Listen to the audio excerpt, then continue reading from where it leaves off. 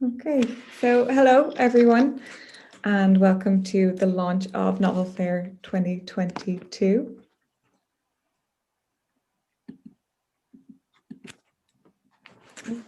This year marks 10 years of everyone and welcome to the launch of Novel Fair 2022. Sorry, pardon me 1 second. So this year marks 10 years of Novel Fair, an initiative which has launched many writing careers. This year marks 10 years of everyone. And welcome to the Novel Fair is what we like to describe as, sorry, can I just ask, can someone hear back that loop? So this year marks 10 years. Yes, we can. Yeah. Oh, okay. Well, 1 second. Launched many writing careers. This year marks 10 years of everyone. Oh, I'm just getting a feedback loop of myself. Sorry, can I just ask, can someone hear back that loop? Okay. That's better. Apologies, sorry. So I'll try that again. So welcome to the launch of Novel Fair 2022. This year marks 10 years of Novel Fair, an initiative which has launched many writing careers. The Novel Fair is what we like to describe as a dragon's den for writers. So every year it affords our 12 winners, our finalists, the opportunity to pitch their work and place their work directly into the hands of some of the top publishers and agents across Ireland, the UK, and even in 2021, we had an agent calling in from New York. So it really is an incredible opportunity for writers to bypass, I guess, the regular channels to publication and to meet publishers and agents directly. So our panel this evening is going to take you through the various stages of Novel Fair and give you an insight into, I guess, the judging process, the pitching process, and the application process. So I'll introduce our panelists now. We are very happy to have Aoife Walsh, Ricochet, and Laura McKenna joining us. So Aoife Walsh has worked internationally in the publishing industry since 2005 with Four Ports Press, Literature Ireland, McClelland and Stewart, the O'Brien Press, and now New Island Books. She has also worked freelance as an editor, blogger, and publicist. At New Island, she is managing books in development and production, as well as commissioning fiction and nonfiction. She made magazines as a child and is forever influenced by the short stories of Alice Munro. Ricochet is an RTE broadcaster, currently on RTE Gold and the book show on RTE1. He is the host of the live online chat show interviewing authors about their books, Shelf Analysis. He runs Ireland's largest book club, hosts public author interviews at festivals around the country every year, has been a Costa Book Awards judge and judging chair for the Dalkey Literary Awards. He has previously been curator of the Waterford Writers' Weekend, literary curator of the UCD Festival, as well as one of the judges of the Irish Writers' Centre first online novel fair in 2021. Okay, so Laura McKenna is a writer of fiction and poetry and worked for many years as a child psychiatrist. Words to Shape My Name was longlisted for the 2019 Bath Novel Award and was a winner at the 2020 Irish Writers' Centre Novel Fair. She is a recipient of Tyrone Guthrie, Cork County Council, John Montague Mentorship and Arts Council bursaries. Twice nominated for a Hennessy Literary Award and a Forward Prize for Poetry, Laura's work has been published in the RTE Guide, Southward, Banshee and New Irish Writing. So that is our panel for the evening. And before we go into the discussion, I'm just going to share a quick video that will give you an insight into the Novel Fair day itself. So just bear with me for 1 moment.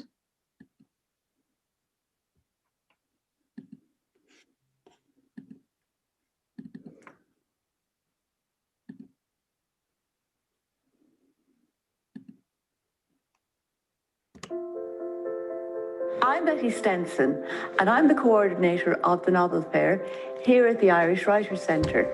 Novel Fair has led to many successes throughout the years.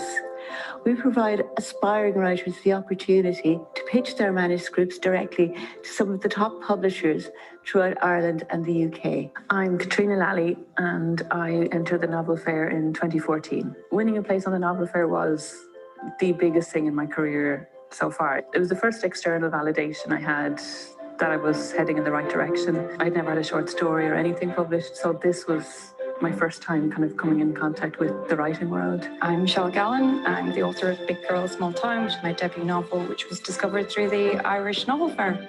The impact of the Novel Fair has been huge on my career, given that I didn't really have a career as a writer before the Novel Fair shortlisted me. When I became a finalist for the Novel Fair, first of all, I was sort of plugged into all the other finalists, which was a tremendous benefit. And then plugged very directly into the UK Irish publishing scene, just to kind of a fast forward there. Pitching my novel was a whole new thing for me. I had never thought about how to sell my novel in about 30 seconds. The Novel Fair prep day really helped us. If you're shortlisted, you get this fantastic training to sit in front of the agents and publishers and really learn how to sell your novel. What is your novel about? Write your synopsis. Do all the hard work of getting yourself pitch ready. Getting the phone call from Brendan is still my happiest writing memory, even though I've won a couple of prizes since, but this was the first kind of real validation I've had. It was hard work, but it was amazing. I mean, to sit for a full day to talk to all other authors, to talk to publishers and talk to agents about your work, about your book is like, it's incredible. Obviously, winning the jackpot is finding your agent or finding your publisher, and in our intake, I think 6 out of the 12 authors were picked up that day. If you're thinking about submitting to Novel Fair, I'd say just do it. It's win-win. Even if you don't win a place on it, you'll still have your 10,000 words script ready to go. So it's brilliant to have that deadline. There's no motivator like the Novel Fair deadline, I think. Submitting to the Novel Fair is a fantastic opportunity. It really pushes you to complete your novel and to get it ready for publication, to get it ready to be read by a lot of people. I would absolutely recommend someone take part in the Novel Fair, and I usually tell any creative writing class I talk to or students to use that deadline. No matter where you come from or who you are, no matter where you are in the world, actually, anybody can enter it, and you can bring your unique characters and your unique viewpoint into a room and get in front of all these agents and publishers in one sort of big mighty blast. And I think it's such a great way for people to get their voices heard and to get their books into the world.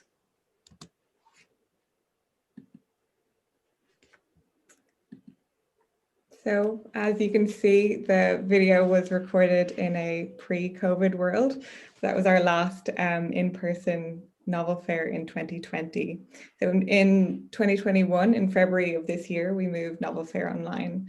So that gave us an opportunity to reach finalists across the world. So 6 out of the 12 finalists this year were calling in from countries other than Ireland. So it really is, we have, some of the positives of moving everything on Zoom has been that we are able to reach more people. And it's been able to kind of ground the Novel Fair as an international writing competition as well. So I think just to start, Laura, I might ask you to tell us a little bit about your novel, Words to Shape My Name. Okay, thank you. I'm just going to show it there, Words to Shape My Name. And it's a work of historical fiction, and it's based on the real life story of Tony Small, who was an escaped slave who in South Carolina during the Independence Wars. And he saved the life of Lord Edward Fitzgerald.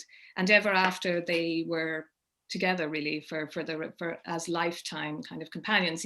Tony started off as Edward Fitzgerald's groom, but ended up as his traveling companion and his friend. So the novel is really about that relationship between these two men who met when they were both 17 or 18 or thereabouts. And the novel takes the reader across oceans and continents. There's travel back to Ireland and from the West Indies to the drawing rooms of London and Dublin, and then an epic journey down the Mississippi. And finally it kind of crosses it touches on these revolutions. It touches on the American Revolution, the French Revolution, and then takes the reader up until the Revolution of 1798.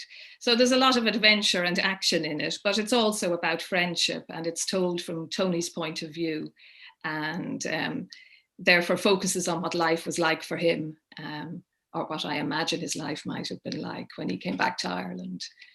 And just that there's two other viewpoints in it, and one of those is Tony's daughter Harriet, and she opens the book in where she receives his papers and meets a stranger in a graveyard who sort of brings her this gift of her father's narrative. And then the other voice is Lucy Fitzgerald, who is Lord Edward's sister, and she's kind of a snippy kind of editor of his work. So really, that's what it is. It's a novel about adventure and touches on other themes, but it's a novel of friendship, ultimately, I think, between the two men. And congratulations, Laura, on Words to Shape My Name being shortlisted for the Kerry Group Irish Novel of the Year Award. So could you maybe talk to us a little bit about then submitting Words to Shape My Name through Novel Fair, and I guess your journey to publishing through Novel Fair? Sure. Well, I should probably mention that it was my second time submitting to Novel Fair. I'm first submitted back in 2013 with a different novel. And I think, that was a terrific experience. There was interest in the book. I really enjoyed the day. And I think I learned quite a lot from it, actually. And I think anybody who attends Novel Fair, no matter what, you'll learn how to, as was discussed in that video, how to pitch to agents and to publishers, and how to organize yourself to write synopsis and get your 10,000 words in shape. So it was a really good learning experience for me. And then the novel then that I submitted in for last year's Novel Fair came about as a result. I did it as part of a PhD, actually, in creative writing in UCC. And then when that finished, I thought, well, now I'm definitely going to submit it to the Novel Fair. And just like it was mentioned again in the video, that the prep day, I think, is invaluable, because it really does help you to focus on what you need to say and what maybe agents and publishers need to hear about your work. They don't need to hear everything. They just need to hear, the important things about it. And it's a practice run for that. So it was really helpful, actually, I must say. And again, a really enjoyable day being there on the day with the other authors and the agents and the publishers, and just trying to get that pitch right and trying to get the story across. Great, thank you. Rick, I might just move on to you then as one of the judges for Novel Fair 2021. So I'll just quickly, the judging process is blind. So our judges don't know who has written the manuscripts until the final 12 are chosen.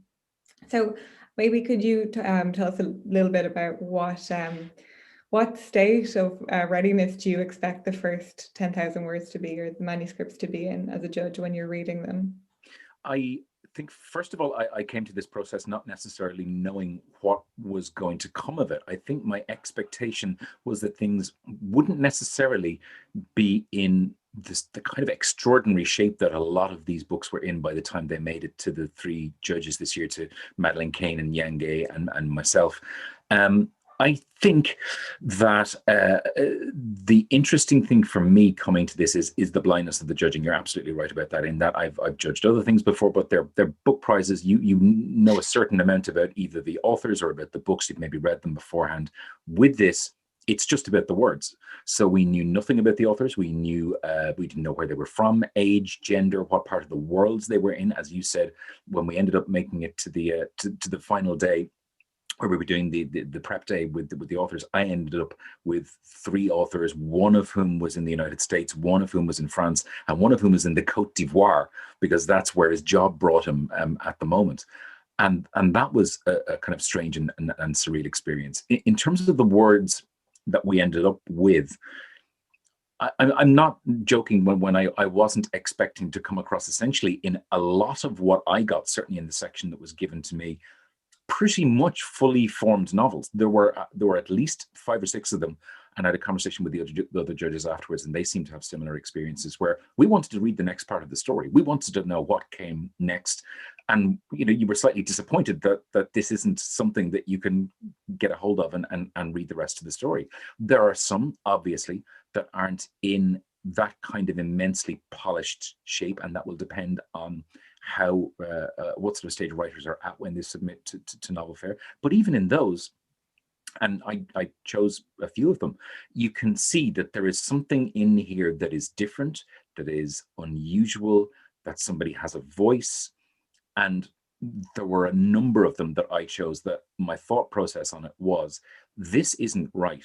But if this person gets the right agent and gets the right editor with this, this could become something very right. Because it's one of those things maybe for people who are watching this and haven't submitted as part of this process before and haven't been through that. Ask any author about the nature of writing a novel and the collaborative process that it is between you and between the publisher, and particularly between you and your editor as well, and the number of drafts that it involves to get something that is, as far as you're concerned, then ready for publication by the time you get there. So it's not what Novel Fair is about. Novel Fair isn't the final product. It's about finding those things that you can look at and think, that's really interesting. I haven't heard that before. This person certainly has a way with words, and that this is something that deserves to go into the stage where they end up then pitching themselves on pitch day. And there were a lot of them this year. It was very hard, and I'm not just saying that. It was immensely hard to try and get it down to the final 12. When we did, we left out another probably good 12 that could very easily have made it into that top 12. Yeah, that's really interesting. I mean, it's interesting to think about because, I mean, the feedback that we hear from the judges and then also from publishers and agents is that usually the quality of manuscripts coming through Novel Fair, they're very, very high. But to also bear in mind that, your journey is really just beginning at that point as well. So again, then just going back to your point, you were talking about wanting to read more. So can you talk a bit about, I mean, what is it that makes you want to read more? What in the first 10,000 words, what is it that grabs you? Or is there anything were looking for? No, not at all. No, I came into this with a completely empty eye. I wasn't looking for anything specifically. And to be honest with you, in terms of the ones that I chose and the ones then chosen by the other judges as well, it was everything from historical fiction to literary fiction to novels that were just about making you laugh. I chose a couple of science fiction ones. There was a fantasy novel in there as well. So the breadth of genre was something that was evident. So I didn't go in with any preconceptions in terms of what I was looking for that. When you're asking about what it is that you then see in something that then makes you, sometimes it's the first paragraph. Obviously, anybody will tell you if you've got a killer first paragraph that will immediately make people want to read a little more. I'm one of those people that when I go and browse in bookstores, I pick up something that I have never heard before, an author I don't know about, maybe on the basis of a cover, maybe just because I like the title. And if that first paragraph hooks me, it goes under your arm and you take it to the cashier and you bring it home with you. So sometimes it was a little of that. I'm a sucker for people who make me reread paragraphs. If somebody writes in a way that I need to go back and reread 2 or 3 sentences and go, that's just beautiful, I will forgive tons of things on the nature of that. And that's why I kind of wanted to say that if people can write, the other things you can rough out as part of the whole process. If somebody has a sense of character, that goes a really long way as well. And for me, even if somebody just has an ear for dialogue, so many times I read novels that are sent to me that are supposedly extraordinary, and the dialogue seems slightly tinny or strange to me in my ear. This year, as part of Novel Fair, there were 3 or 4 in which the dialogue made me go, this sounds I know that you weren't around in 1784. I know that you absolutely were not living on the far side of the world, but the dialogue seems like it belongs exactly in that time and place, and seems perfect. So it's a breadth of things. It's definitely not one thing. Yeah, that's very interesting. And it's interesting to be reminded of kind of the scope of work that's coming in, because we're not limited in terms of genre. And I guess then the other side of that, Aoife, I might just ask you, because people are pitching to you. So what is it that makes that about a pitch that grabs you, that makes you want to keep reading that person's work? Well, I think if we're talking about a synopsis in the first place, it's clarity. So, just as like a first sentence, a first paragraph, you want it to bring you into the world of a book. A synopsis is incredibly helpful to, it's useful to help you read your way into the kind of the space that you're going to be in with the novel. You know, and on a day-to-day, you know, even, you know, whether it is novel fair or in our kind of normal day-to-day work as publishers and editors, I think there's this kind of idea or misconception that we spend all of our days reading manuscripts and talking about books and looking out the window and thinking about stories. And we really don't. I mean, we are, you know, at the best of times we're drowning, at the worst of times we're overwhelmed with just administration and strategy and sort of, you know, thinking big picture and small picture and managing books, you know, going through and that sort of thing. It's just the nature of publishing, and especially editorial these days. So anything that just gives us that moment where we have to decide, do I want to go into this manuscript? And I use that verb, like going into something, quite specifically, because, you know, when it's really, really good, it's a full immersion in the world of the novel, and you're in the hands of this writer who hasn't been published before. So anything that helps you to get to the nugget of something. I mean, I've seen synopses in, you know, whether it's novel fair or in submissions that have ultimately become the blurb on the back of a book. You know, when they're really, really good, you're just, you know, you're starting with that. It's the basis of. So it also gives you a sense that the writer knows what they've done. Like one of, you know, the loveliest things that I've experienced, and especially with novel fair, is sitting across from somebody who knows they've done something because they're there, but they actually have no idea, you know, big picture, like what they've done. And that's a lovely thing. And you can see that, you know, in a synopsis. I suppose I'm talking about clarity, confidence, and just being true, you know, being true to the book, but also having an eye on the fact that you know it really, really well, but there are millions of people in the world who have never met you and they've never met your book. So give them the best opportunity to get it in the space of like 6 to 10 sentences. Yeah, that's really interesting. And thank you for bringing it back to the synopsis, because obviously that's what we asked for along with our 10,000 words. Mm-hmm. So it really is the first impression. And Rick, why did you find the importance of the synopsis? Was that what you went to first, or, you know, what impression did that give you? This explains why I don't work in publishing. There was one person who actually had just refused to put a synopsis and said, "This will speak for itself, read it." And I immediately went, "That's fascinating. Okay, I have confidence in your work and I want to read what happens next." There was only one person, I think, who did that. You're right. The art of the synopsis is a tough one. I read blurbs on published books so often that don't necessarily resemble what it is that I find in that book by the time I've finished it. I think there's a dark art involved in that, and it's a very specific thing. And obviously, Aoife, as a publisher, will know an awful lot more about that than I would. There were people who had taken great time and effort over their synopses this time around.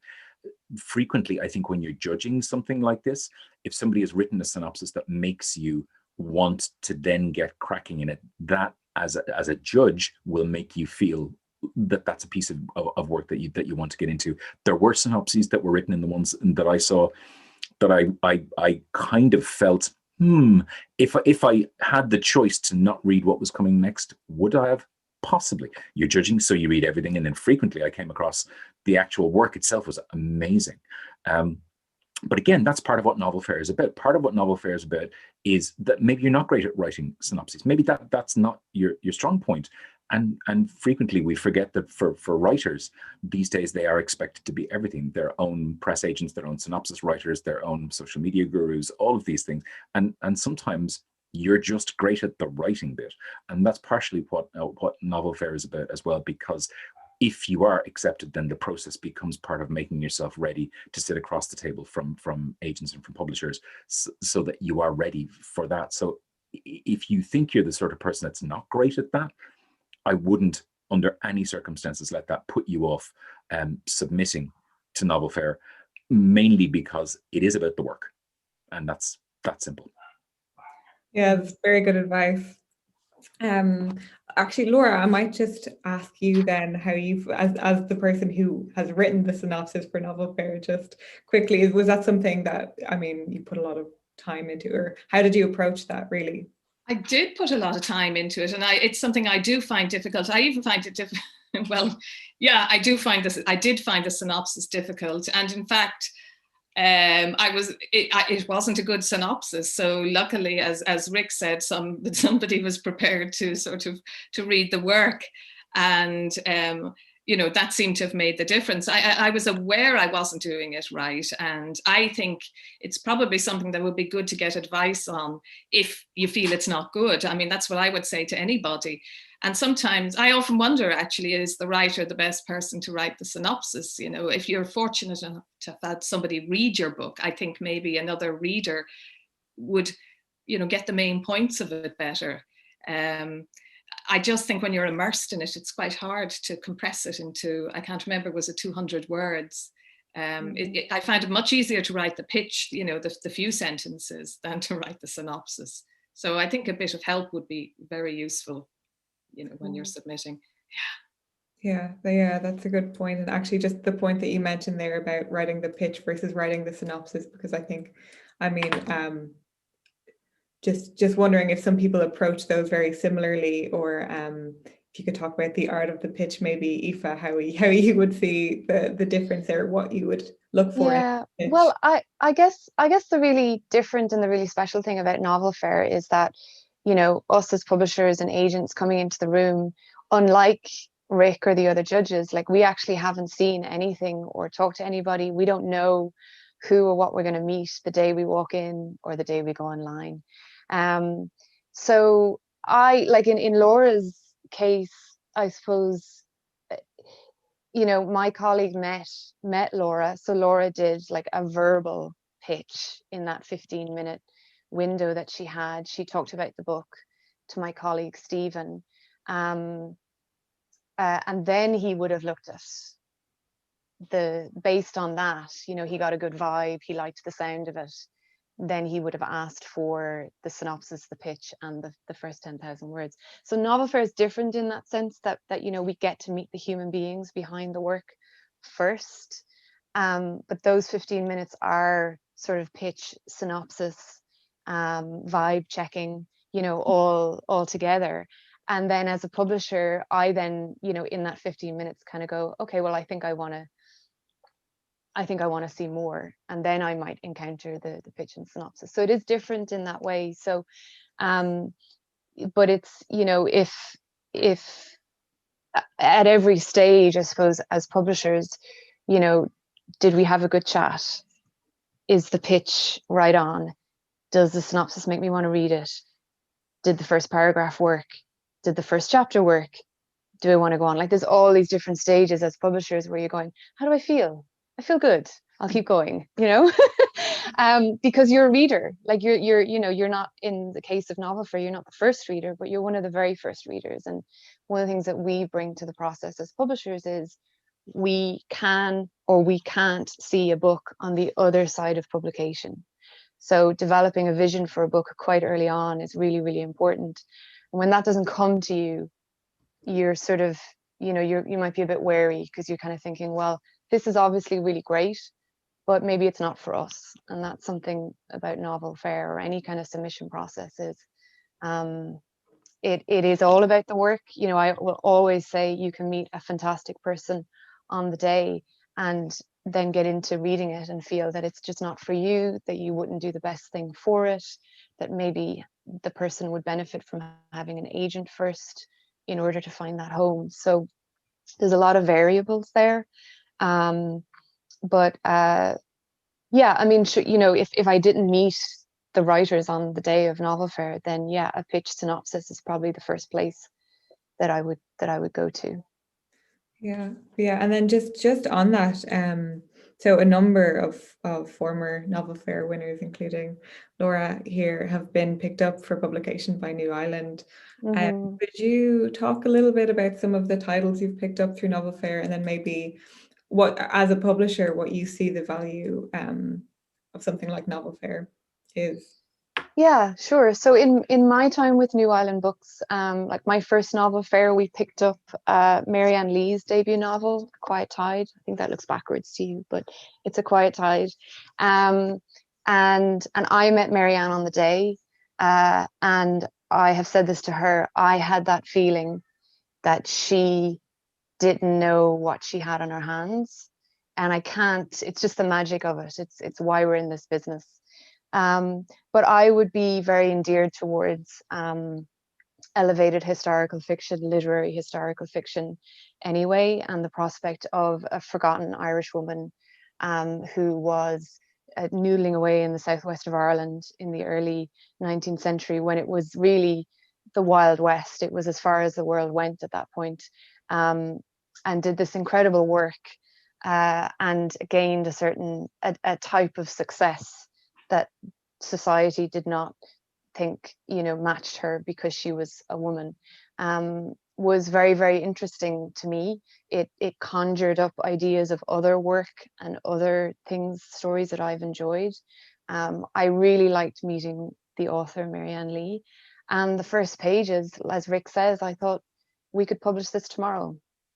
And I just the prose, the style of writing, the voice was just so defined that I wanted to stay with it. I tore through the manuscript, and then you have that thing where you think, oh my God, if I think this, then other people are going to think it. So, sort of furiously turning to colleagues saying, have you looked at it? Have you read it? Am I right?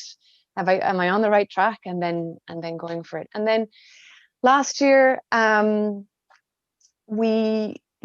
colleague and I, we split the day. So I didn't actually meet Laura on the day, but my colleague Stephen did, and I really loved the people that I met on the day. And then Stephen said to me, I've started reading this thing and we could publish it tomorrow. It's really, and I've said to Laura's agent, I think it was the footnotes, I think it was Lady Lucy's footnotes in Words to Shape My Name, where I thought, oh, this is good, this is fun.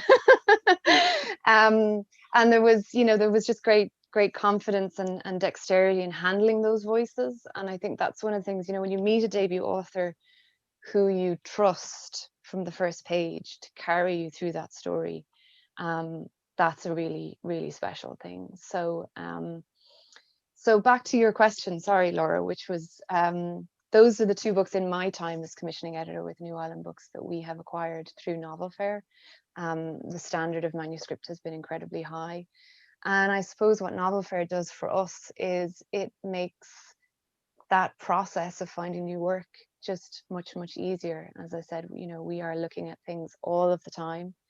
And it really does remind you that as a publisher, you need to go with the work that makes you feel good, and that you can stand up for, and that you can see yourself championing. And we really felt that with Laura's book. We felt it was coming at a particular time in Ireland. It was a really interesting story. Tony Smalls is a story that historians will have been aware of over the decades, and but bringing that story to a public in Ireland. And I love those kinds of stories, the people who were always there all along, but nobody took much notice of. And the dynamic between Tony Small and Lord Edward Fitzgerald, I thought was really, really interesting, and how Laura did not insert herself into that relationship, but really allowed the reader to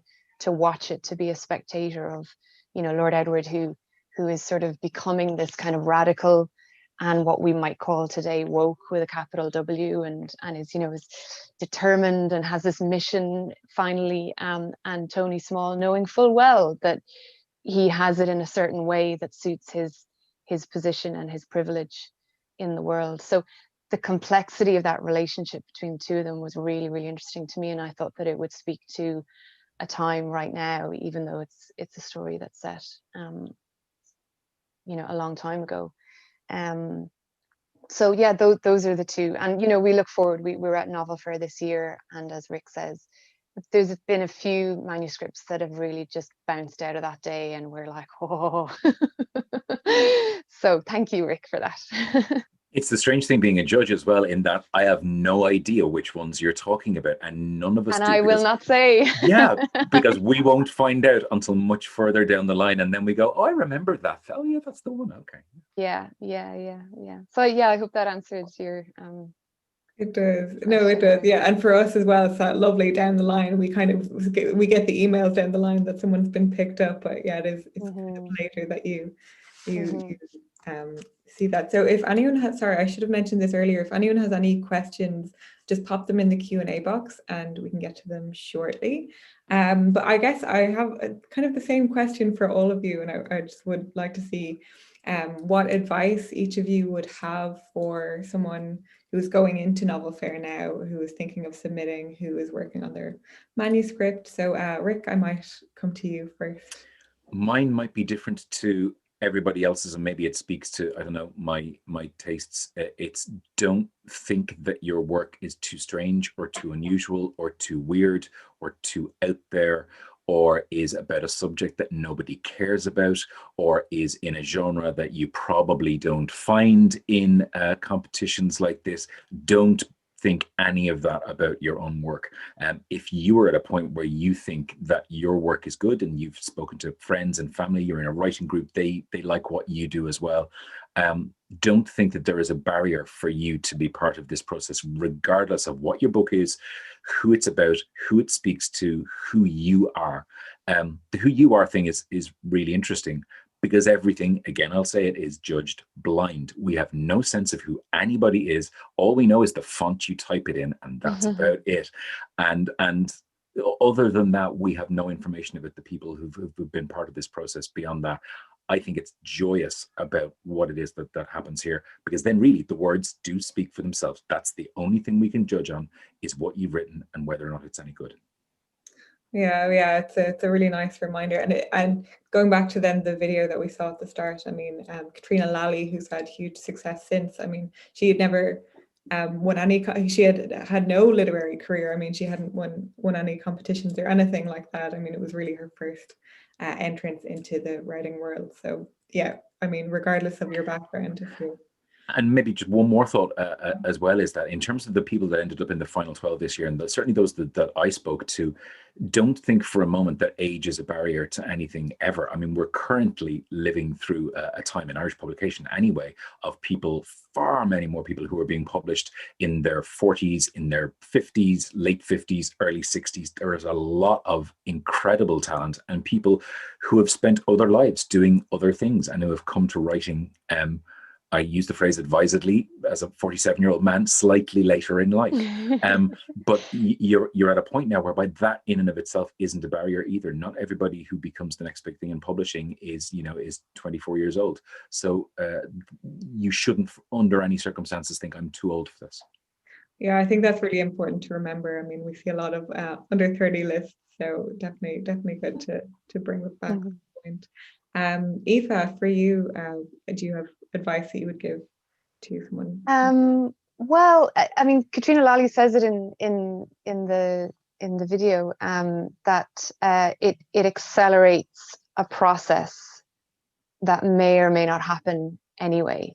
So I think if you're submitting to Novel Fair, make sure that you're ready to be published. Doesn't mean that the work is ready to be published, but I would say be ready for the process. Be ready to sit in front of, and you will be prepped for this as a finalist, be ready to sit in front of perfect strangers and talk to them about your work without arrogance. Be ready to, respond to the email when they get back to you. Be ready for the chats about what's happening in the book, but also where you want to be. Like, one of the questions that I ask finalists is about expectations, because when you find a publisher, it's about finding a home. I really believe that that's one of the most important things, is to find a home for your work. And that home may not be where you thought it would be. So it may not be with a big house in the UK, it may be with a house down the road. You can't really anticipate that. But I would say be ready for that process, because as publishers, when we pick something up, we go with it. And we'll, with you and with an editor, will make an assessment about how much work needs to be done. to the manuscript before it gets published. But even that is a pretty intense process. And I think Laura McKenna can vouch for that. I mean, it's almost a year to the day. Actually, maybe it's 11 and a half months, because it was Valentine's Day when we met Laura in 2020. And we published it the 29th of January this year. So it can be, publishing is a long game, it is a long process.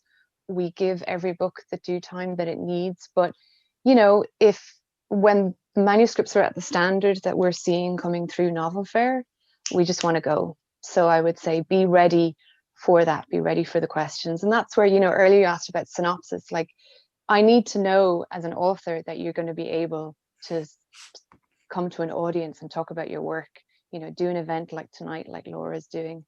You know, all of that is part of publishing, which is the next part of writing a book. So I think when you submit to Novel Fair, you're sort of leaving that writing phase behind a little bit, and you're looking forward to the next, which is hopefully publishing. And so my advice would be, make sure you're ready for that. Yeah, that's very good advice. And then just on that point as well, I mean, we asked for the first 10,000 words. That's what you're going to be submitting to our judges, but really that should be the point at which you're working to complete your novel, really. Because when you are called, we're going to want, publishers are going to want to see your finished manuscript. So Laura, and advice from a former winner, twice former winner. Well, this was the winner, though, in terms of meeting Aoife and New Island, and that coming together. That was the real win this time. It really was, and it's been a pleasure. And I found that, I know Aoife, you mentioned about the publishing process, but gosh, I found it really enjoyable. Actually, you know, despite the fact that it was all online, it was something really enjoyable. And finding out about things I never knew about too, and the whole process that was involved, the editorial process, the cover, all these exciting things, that even the typography was so interesting, you know, and then getting the blurbs, all of that. So, I mean, it's something to look forward to very much. But in respect of the actual Novel Fair and my advice, first of all, enter. I mean, that's the first step. Absolutely enter. And there's nothing like a deadline to focus you. And, you know, it's something to aim for. And I would absolutely, I think Rick mentioned, no matter what you've written, you know, you're going to get an audience there. You're going to get somebody who's going to really read your 10,000 words. And you can be sure of it. So, you know, that's something you mightn't be sure of when you submit it, you know, to publishing houses or to agents. You're not sure how much attention will be paid, but your work is going to get the same attention as everybody else who submits, which is like a wonderful thing, and it's guaranteed. So I would say absolutely submit it. You've plenty of time between now and October or whenever the closing date will be. And it's amazing how much you can get done when you're focused. And I'd say polish up the 10,000 words, though, get them in really good order, and try to work on the synopsis, even though, as I said, I was actually told mine was terrible. So there you go. But I would make an effort and I did try, but I would get help with that. Ask for advice, ask somebody to look it over. Yeah. But go for it, absolutely go for it. And I certainly won't be on any under 30 lists, so I'm proof that the age thing doesn't matter. Yeah. If I could just add as well, I realize that what I may have said is slightly intimidating, like be ready. But the other thing about Novel Fair is that at the end of the day, it's just humans coming together to talk about stories. And as publishers and agents, we genuinely want to hear a really good story. You know, we want to be told something that we've never thought about before, and just that lovely thing where you go, I don't know anything about that, but I really want to. And it's really just people coming together. Publishing is actually a very human pursuit. It's people telling each other stories, and you know, the good vibe that we get from a writer on that day travels through the whole process of publishing, so that it's not actually kind of broken telephone, you know, like what Laura told my colleague on the day of Novel Fair is really essentially what readers are getting in the book and in the cover of the book. So it's a very human process. It's just people coming together. And so, you know, we're just, you know, we want to hear your story. We want to publish good books. So I would say don't be intimidated. It's really not Dragon's Den. It's much more kind of good humored and friendly than that, I think. Yeah, it's a handy little tagline for us, but it's no one's scary. No. Everyone's very friendly, and it is nice for I think one of the real values of Novel Fair is that you are just sitting either across the table or you're through Zoom, you're just chatting to someone, you know, it kind of makes it less scary, hopefully, or more scary. So thank you all. I think I might move on. I see we have some questions coming in our Q&A box. So first one is, do you need to have a completed novel to enter Novel Fair? No, your novel doesn't need to be completed. You need to have the first 10,000 words written when you enter. And then this year our submissions window will be for the month of September. So this is your cue to get started. And then we're going to be contacting our finalists on early December, I think the 3rd of December. And within 5 days of us contacting you, you will send us at least a minimum of 50,000 words. So from the point that you're entering, you should be working on your novel to complete your novel. But for September, it's just the first 10,000 words. So do you accept children's fiction? We do, yeah. All kinds of fiction. So okay, and another one. Is there a minimum word count? Yes, the minimum word count for a completed novel is 50,000 words. The word count for the novel, what you're actually going to submit to Novel Fair, is 10,000 words, plus or minus 10%. The next question there is, does the Irish Writers Centre allow writers who have not published a novel but who have published collections of poetry? Yes, if you have published a collection of poetry, if poetry has been your thing and you're just working on your first novel, so long as you haven't published a novel before, you're still eligible. This is an interesting one. Do you think lockdown generated a body of work as the world shut down and novels got written? I wonder if anyone would care to answer that. Well, I could say to it that it hasn't been brilliant for writing, and I don't think I'm alone in that. So I think a lot of writers have had difficulty concentrating, kind of getting their work together. I'm sure it's different for some people, but I think the fact of being at home and very little variation in the day isn't actually helpful. I think writers need stimulation and ideas and interactions. All of that is helpful. And when it's just yourself or your immediate family, I think it's problematic. Now, other people may have had great ideas, that they then could go with, but it certainly hasn't been the case for everyone. I think I've done, the bones of about 100 interviews with authors over the space of the last 12 months in one form or another, whether it's for stuff that I've done online or whether it was for the book show. I think the two different experiences I've seen over the last 2 weeks, I spoke to Catherine Ryan Howard, the crime writer, last week, who has just physically handed me a copy of the book that she has written in lockdown, that is set in lockdown, that is coming out later this year. And I spoke to Max Porter for this weekend's book show on Radio 1 as well. And Max Porter has said that to all intents and purposes, he's done pretty much nothing apart from think for the last year. His kids have just gone back to school, and now he's furiously powering away into a new book, because he found that situation a hard one to write in. I think in terms of all of the people I spoke to, there were far more in the first 6 months and in the early parts who found it incredibly hard to write and were just attempting to grind stuff out. That may have changed over the course of the last while, but that thing that we all thought, where we were all going to learn how to play the flute and speak Japanese, and we were all going to, come to peace with ourselves because we had so much time, that I don't think it happened for most people, and I'm fairly sure it didn't happen for writers either. Yeah, I think that was something we saw a lot. The pressure.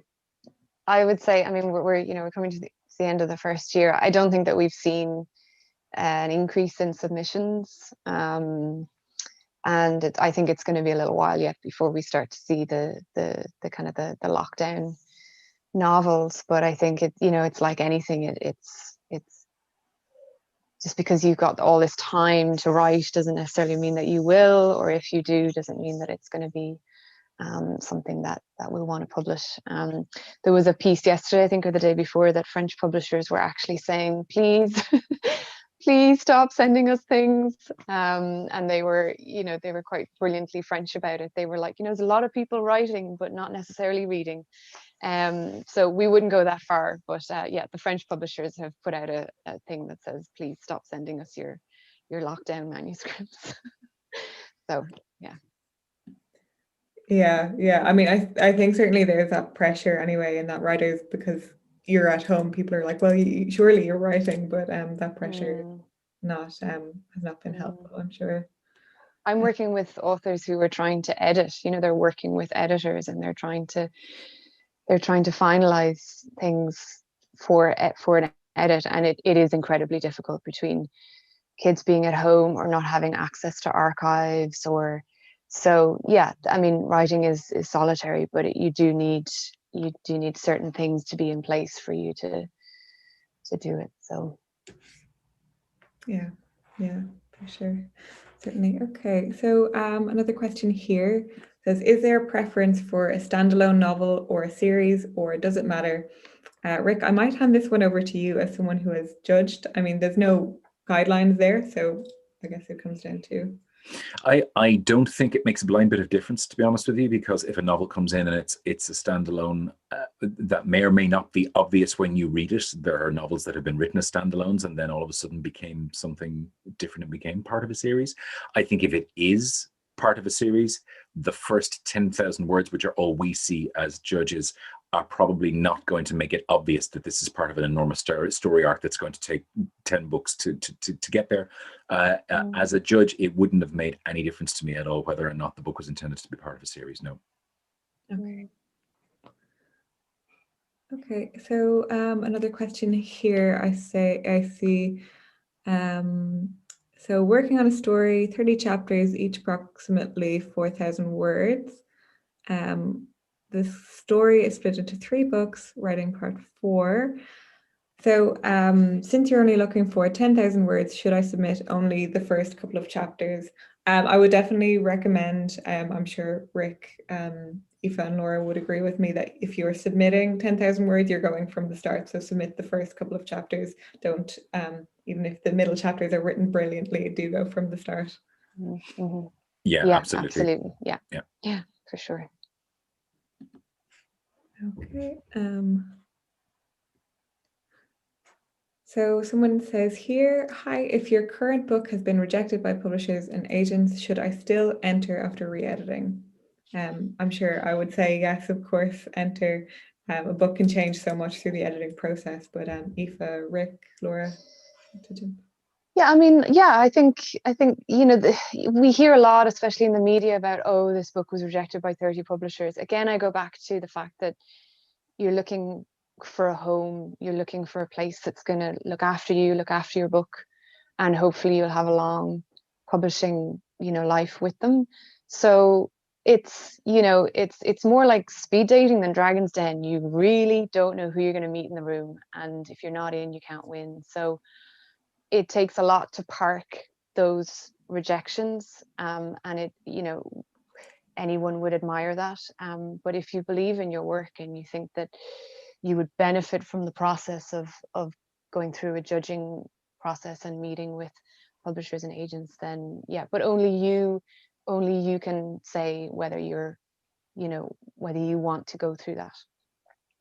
And of course, as judges, we have absolutely no sense of any of that. All we know are the words in front of us. So, and every time Donal Ryan talks about the amount of publishers that he was rejected by initially for the very, very first book, I think it gets bigger and bigger. It started at about 25, it's about 40 at this point, and it makes exactly the same point, which is, I'm absolutely sure that Aoife's right on this.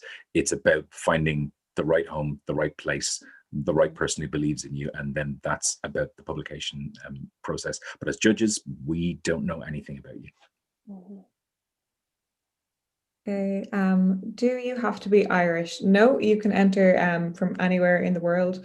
From, you know, we will be continuing an online element of Novel Fair going forward, just to note that now. So it'll likely be blended, but it will, no matter where you're tuning in to, we should be able to accommodate that going forward. So going on, if you've already been published by Penguin, Random House, can you still apply to Novel Fair? I'm moving to Ireland and would love a small publisher for my next book. If you have a published work of fiction, you are not eligible, just because we really want to keep this competition to unpublished novelists, people who haven't published a novel yet. Can you resubmit a novel that you've redrafted? Absolutely. I would say yes, of course. Do resubmit. I know one of our 2021 winners had entered the same manuscript that she won with in a previous year, but had reworked it. She wasn't ready the first time she entered, and she ended up reworking it.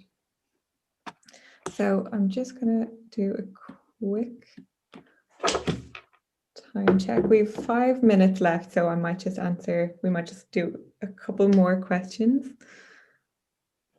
Can you enter with the same manuscript if you made the long list?